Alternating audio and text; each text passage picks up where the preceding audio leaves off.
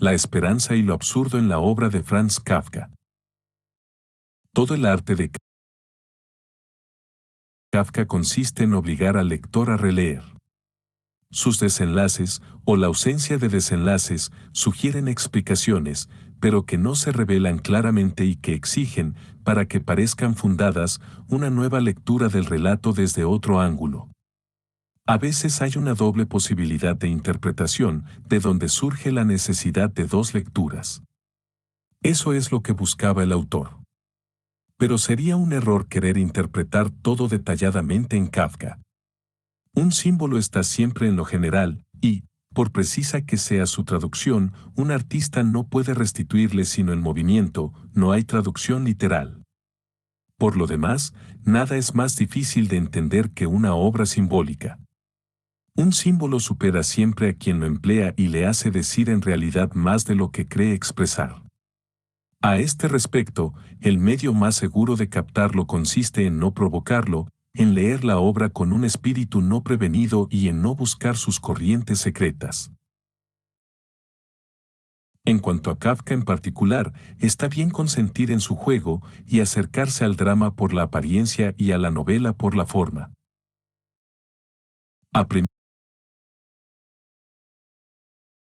vista, y para un lector desapegado, se trata de aventuras inquietantes que arrastran a personajes temblorosos y obstinados en la persecución de problemas que no formulan nunca. En el proceso es acusado José K. Pero no sabe de qué. Quiere, sin duda, defenderse, pero ignora por qué. Los abogados encuentran difícil su causa. Entretanto, no deja de amar, de alimentarse o de leer su diario. Luego le juzgan, pero la sala del tribunal está muy oscura y no comprende gran cosa. Supone únicamente que lo condenan, pero apenas se pregunta a qué. A veces duda de ello y también sigue viviendo. Mucho tiempo después, dos señores bien vestidos y corteses van a buscarle y le invitan a que le siga. Con la mayor cortesía le llevan a un arrabal desesperado, le ponen la cabeza sobre una piedra y lo degüellan. Antes de morir, el condenado dice solamente, como un perro. Es difícil, como se ve, hablar de símbolo en un relato en el que la calidad más sensible es, precisamente, lo natural. Pero lo natural es una categoría difícil de comprender. Hay obras en las cuales el acontecimiento parece natural al lector. Pero hay otras, más raras, es cierto, en las que es el personaje quien encuentra natural lo que le sucede. En virtud de una paradoja singular pero evidente, cuanto más extraordinarias sean las aventuras del personaje, tanto más sensible se hará la naturalidad del relato. Está en proporción con la diferencia que se puede sentir entre la rareza de una vida de hombre y la sencillez con que ese hombre la acepta. Parece que Kafka tiene esa naturalidad. Y, justamente, se advierte bien lo que quiere decir en el proceso. Se ha hablado de una imagen de la condición humana. Sin duda. Pero se trata de algo a la vez más sencillo y más complicado. Quiero decir que el sentido de la novela es más particular y más personal de Kafka. En cierta medida, es él quien habla, si bien nos confiesa a nosotros. Vive y le condenan. Se entera de ello en las primeras páginas de la novela que él vive en este mundo, y aunque trata de remediarlo, lo hace, no obstante, sin sorpresa. Nunca se asombrará bastante de esa falta de asombro. En estas contradicciones se reconocen los primeros signos de la obra absurda. El espíritu proyecta en lo concreto su tragedia espiritual. Y no puede hacerlo sino mediante una paradoja perpetua que da a los colores el poder de expresar el vacío y a los gestos cotidianos la fuerza para traducir las ambiciones eternas.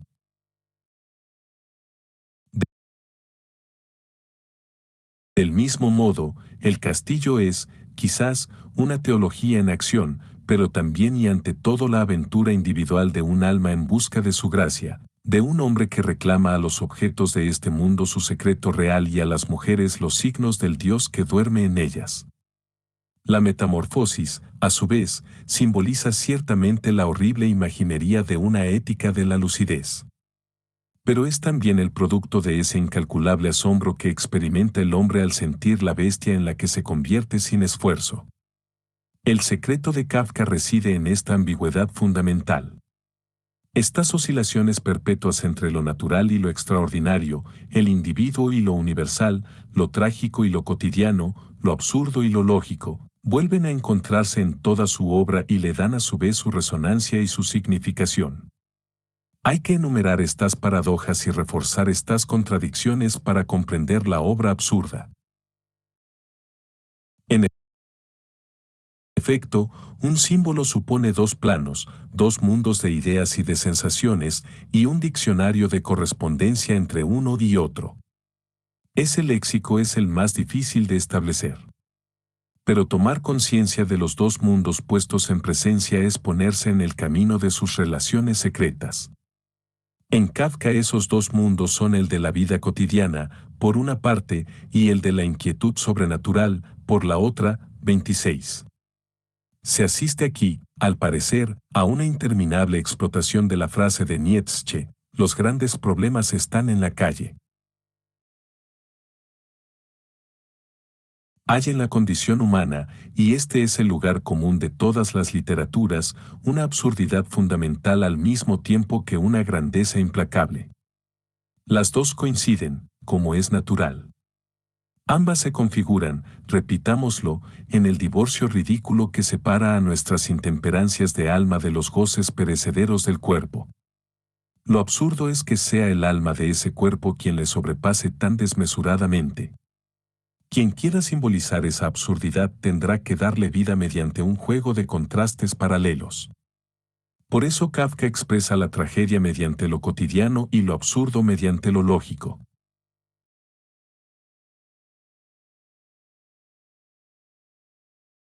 Un actor da más fuerza a un personaje trágico si se abstiene de exagerarlo. Si es mesurado, el horror que él cause será desmesurado. La tragedia griega abunda en enseñanzas a este respecto. En una obra trágica el destino se hace siempre sentir mejor bajo los rostros de la lógica y de lo natural. El destino de Edipo es anunciado de antemano. Se ha decidido sobrenaturalmente que cometa el asesinato y el incesto.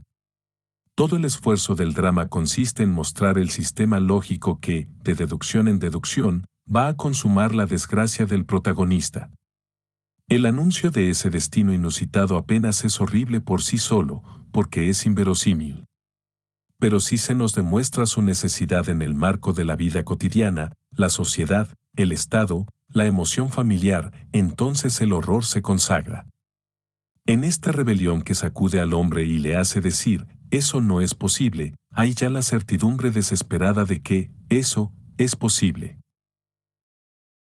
Tal es todo el secreto de la tragedia griega o, por lo menos, uno de sus aspectos. Pues hay otro que, mediante un método inverso, nos permitiría comprender mejor a Kafka. El corazón humano tiene una fastidiosa tendencia a llamar destino solamente a lo que lo aplasta. Pero también la felicidad, a su manera, carece de razón, pues es inevitable. Sin embargo, el hombre moderno se atribuye su mérito, cuando no la desconoce. Habría mucho que decir, por el contrario, sobre los destinos privilegiados de la tragedia griega y los favoritos de la leyenda que, como Ulises, en medio de las peores aventuras, se encuentran salvados de ellos mismos. Lo que se debe retener, en todo caso, es esta complicidad secreta que a lo trágico une lo lógico y lo cotidiano.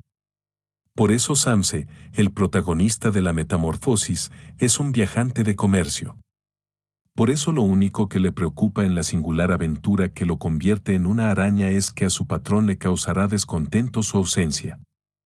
Le crecen patas y antenas, su espinazo se arquea, su vientre se llena de puntos blancos, y no diré que eso no le asombre, pues fallaría el efecto, pero solo le causa un ligero fastidio. Todo el arte de Kafka está en este matiz. En su obra central, El castillo, son los detalles de la vida cotidiana los que vuelven a ganar terreno y, no obstante, en esta extraña novela en la que nada termina y todo recomienza, se simboliza la aventura esencial de un alma en busca de su gracia. Esta traducción del problema en el acto, esta coincidencia de lo general y lo particular, se manifiesta también en los pequeños artificios propios de todo gran creador. En el proceso, el protagonista se habría podido llamar Smith o Franz Kafka, pero se llama José K. No es Kafka y es, no obstante, él. Es un europeo medio. Es como todo el mundo. Pero es también la entidad K, que plantea la décima de esta ecuación carnal. Del mismo modo, si Kafka quiere expresar lo absurdo, se sirve de la coherencia. Es conocido el chiste del loco que pescaba en una bañera. Un médico que tenía cierta idea de los tratamientos psiquiátricos, le preguntó, ¿y si mordiesen? Y el loco le respondió con rigor, pero, imbécil, ¿no ves que es una bañera? Este chiste es del género barroco. Pero se advierte en él de una manera sensible cuán ligado está el efecto absurdo a un exceso de lógica. El mundo de Kafka es, en verdad, un universo inefable en el que el hombre se permite el lujo torturante de pescar en una bañera sabiendo que no saldrá nada de ella. Reconozco, por lo tanto, en esto una obra absurda en sus principios. En cuanto al proceso, por ejemplo, puedo decir que el logro es total. La carne triunfa. Nada falta en él, ni la rebelión inexpresada, precisamente es ella la que escribe, ni la desesperación lúcida y muda, es ella la que crea, ni esa sorprendente libertad de proceder que los personajes de la novela respiran hasta la muerte final. Sin embargo, este mundo no es tan cerrado como parece. En este universo sin progreso va a introducir Kafka la esperanza bajo una forma singular. A este respecto, el proceso y el castillo no marchan en el mismo sentido. Se completan. El insensible progreso que se puede advertir del uno al otro simboliza una conquista desmesurada en el orden de la evasión. El proceso plantea un problema que resuelve el castillo en cierta medida. El primero describe, de acuerdo con un método casi científico y sin conclusión. El segundo, en cierta medida, explica. El proceso diagnostica y el castillo. Imagina un tratamiento. Pero el remedio que se propone en él no cura. Lo único que hace es que la enfermedad entre en la vida normal. Ayuda a aceptarla. En cierto sentido, pensemos en Kierkegaard, la hace querer. El agrimensor K no puede imaginar otra preocupación que la que lo roe. Aquellos mismos que le rodean se apasionan por ese vacío y ese dolor que no tiene nombre, como si el sufrimiento adquiriese en este caso un rostro privilegiado. Como te necesito, le dice Fride a K, cuán abandonada me siento, desde que te conozco, cuando no estás a mi lado. Este remedio sutil que nos hace amar lo que nos aplasta y que hace que nazca la esperanza en un mundo sin salida, este salto brusco mediante el cual todo cambia, es el secreto de la revolución existencial y de el castillo mismo. Pocas obras son más rigurosas en su desarrollo que el castillo. Acá le nombran agrimensor del castillo y llega a la aldea. Pero desde la aldea es imposible comunicarse con el castillo. Durante centenares de páginas se obstinará K en encontrar su camino, hará todas las diligencias posibles, empleará astucias, andará con rodeos, no se enfadará nunca y, con una fe desconcertante, se empeñará en ejercer la función que se le ha confiado. Cada capítulo es un fracaso. Y también una reanudación. No es lógica, sino perseverancia. La amplitud de esta obstinación constituye lo trágico de la obra. Cuando K telefonea al castillo oye voces confusas y mezcladas, risas vagas, llamamientos lejanos. Eso basta para alimentar su esperanza, como esos signos que aparecen en los cielos de estío, o esas promesas del anochecer que constituyen nuestra razón de vivir. Aquí se encuentra el secreto de la melancolía particular de Kafka. Es la misma, en verdad, que se respira en la obra de Proust o en el paisaje plotiniano, la nostalgia de los paraísos perdidos. Me pongo muy triste, dice Olga, cuando Barnabé me dice por la mañana que va al castillo, ese trayecto probablemente inútil, ese día probablemente perdido, esa esperanza probablemente vana. Este, probablemente, es el matiz sobre el cual Kafka hace girar toda su obra. Mas a pesar de todo, la búsqueda de lo eterno es en ella meticulosa. Y esos autómatas inspirados que son los personajes de Kafka nos dan la imagen de lo que seríamos nosotros privados de nuestras diversiones. 27. Y entregados por completo a las humillaciones de lo divino. En el castillo se convierte en una ética esta sumisión a lo cotidiano. La gran esperanza de K es conseguir que el castillo le adopte. Como no puede conseguirlo solo, se esfuerza por merecer esa gracia haciéndose habitante de la aldea y perdiendo esa cualidad de forastero que todos le hacen sentir. Lo que quiere es un oficio, un hogar, una vida de hombre normal y sano. Ya no puede soportar más su locura. Quiere ser razonable. Desea librarse de la maldición particular que le hace extraño a la aldea. El episodio de Fride a este respecto es significativo. Si esta mujer que ha conocido a uno de los funcionarios del castillo se hace su querida es a causa de su pasado. Toma de ella algo que le supera, al mismo tiempo que tiene conciencia de lo que le hace para siempre indigna del castillo. Uno recuerda a este respecto el amor singular de Kierkegaard por Regina Olsen. En ciertos hombres, el fuego de eternidad que los devora es lo bastante grande como para que quemen en él el corazón mismo de quienes los rodean.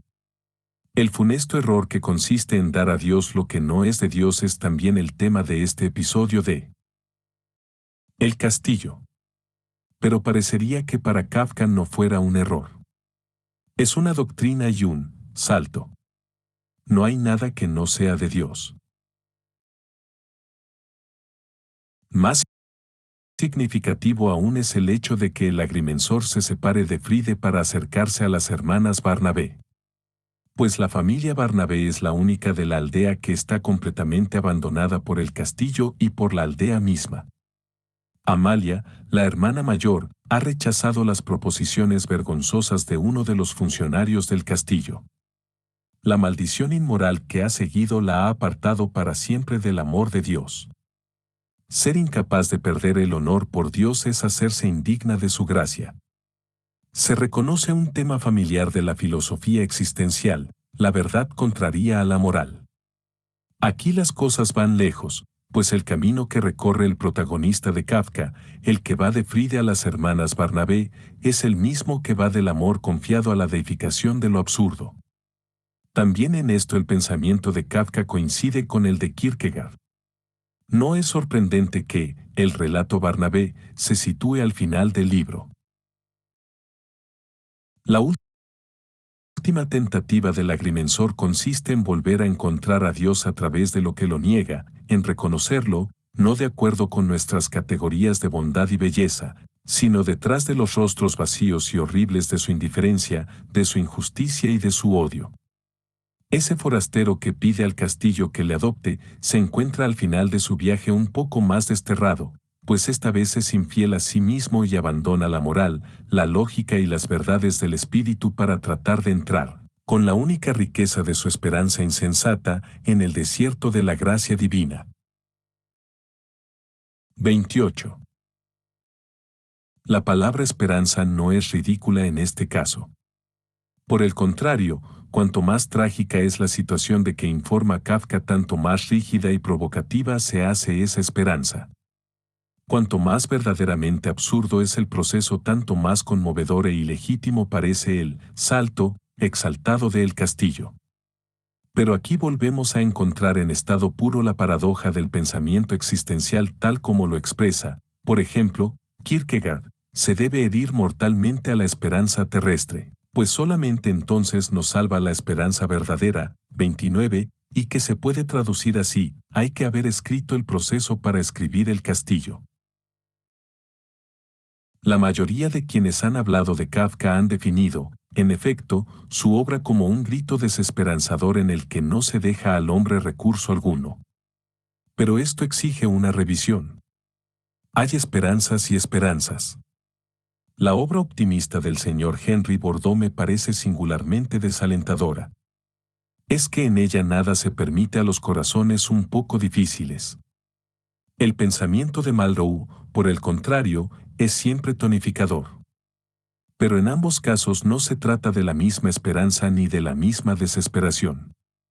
Veo solamente que la obra absurda misma puede conducir a la infidelidad que quiero evitar.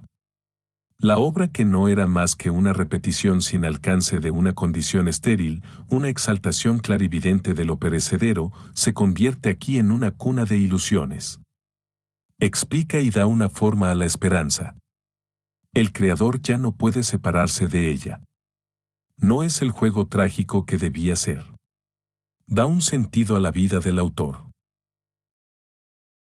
Es singular, en todo caso, que obras de inspiración próxima como las de Kafka, Kierkegaard o Chestov, las de, para decirlo en pocas palabras, los novelistas y filósofos existenciales, completamente orientados hacia lo absurdo y sus consecuencias, desemboquen, a fin de cuentas, en ese inmenso grito de esperanza.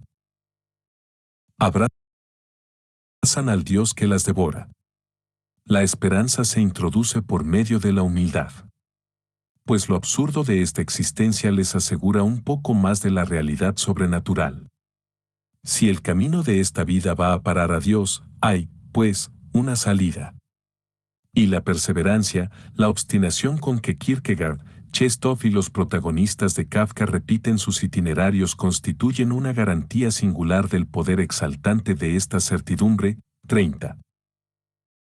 Kafka niega a su Dios la grandeza moral, la evidencia, la bondad, la coherencia, pero es para arrojarse mejor a sus brazos. Lo absurdo es reconocido, aceptado, el hombre se resigna a él y desde ese instante sabemos que no es ya lo absurdo. En los límites de la condición humana, ¿qué mayor esperanza que la que permite escapar a esa condición? Veo una vez más que el pensamiento existencial a este respecto, contra la opinión corriente, está lleno de una esperanza desmesurada, la misma que, con el cristianismo primitivo y el anuncio de la buena nueva, sublevó al mundo antiguo. Pero en ese salto que caracteriza a todo el pensamiento existencial, en esa obstinación, en esa agrimensura de una divinidad sin superficie, ¿cómo no ver la señal de una lucidez que se niega? Se quiere solamente que se trate de un orgullo que abdica para salvarse. Ese renunciamiento sería fecundo. Pero lo uno nada tiene que ver con lo otro. En mi opinión, no se disminuye el valor moral de la lucidez diciendo que es estéril como todo orgullo. Pues también una verdad, por su definición misma, es estéril. Todas las evidencias lo son.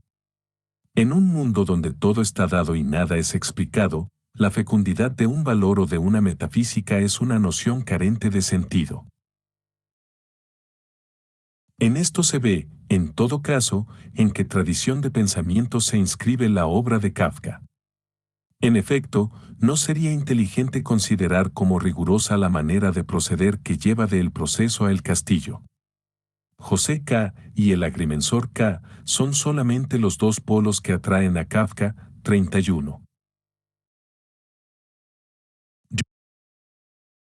Yo hablaré como él y diré que su obra no es probablemente absurda, pero que eso no nos prive de ver su grandeza y su universalidad. Estas proceden de que ha sabido simbolizar con tanta amplitud el paso cotidiano de la esperanza a la angustia y de la sensatez desesperada a la obcecación voluntaria. Su obra es universal, una obra verdaderamente absurda no es universal, en la medida en que en ella se simboliza el rostro conmovedor del hombre que huye de la humanidad, que saca de sus contradicciones razones para creer, razones para esperar en sus desesperaciones fecundas y que llama vida a su aterrador aprendizaje de la muerte. Es universal porque tiene una inspiración religiosa. Como en todas las religiones, el hombre se libera en ella del peso de su propia vida.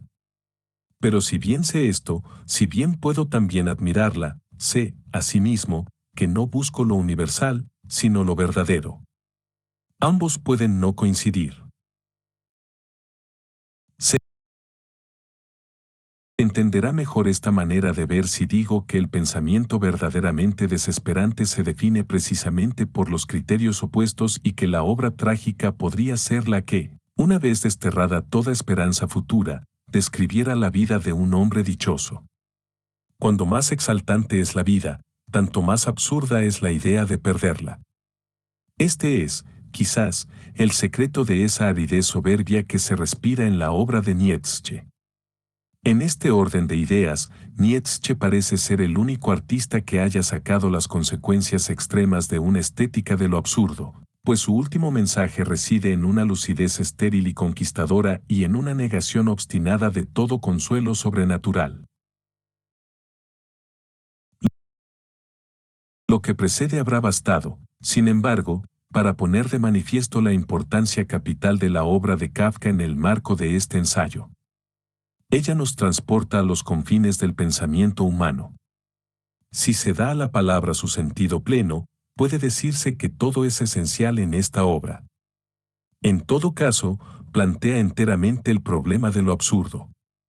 Por lo tanto, si se quiere comparar estas conclusiones con nuestras observaciones iniciales, el fondo con la forma, el sentido secreto del castillo.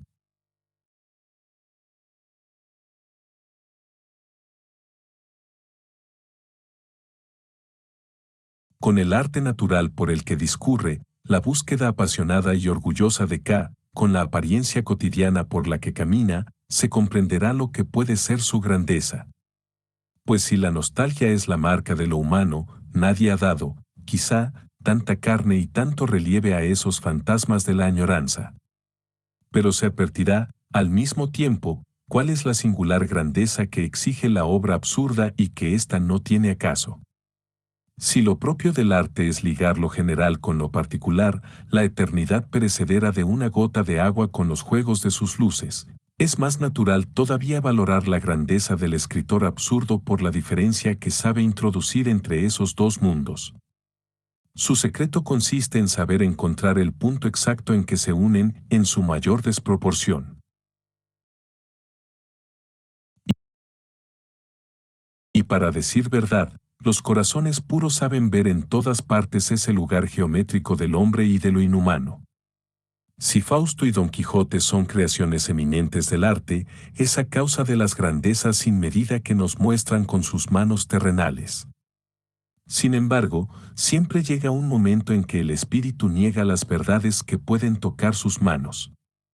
Llega un momento en que la creación no es tomada ya por lo trágico, solo es tomada en serio. Entonces el hombre se preocupa por la esperanza. Pero ese no es asunto suyo. Lo que debe hacer es apartarse del subterfugio. Ahora bien, es este con el que vuelvo a encontrarme al término del vehemente proceso al que Kafka trata de someter al universo entero. Su veredicto increíble absuelve, al fin, a este mundo horrible y trastornado en el que hasta los mismos topos se empeñan en esperar. 32. Albert Camus, Mandouby, Argelia, 1913, Villeblerin, Francia, 1960. Novelista, dramaturgo y ensayista francés. Nacido en el seno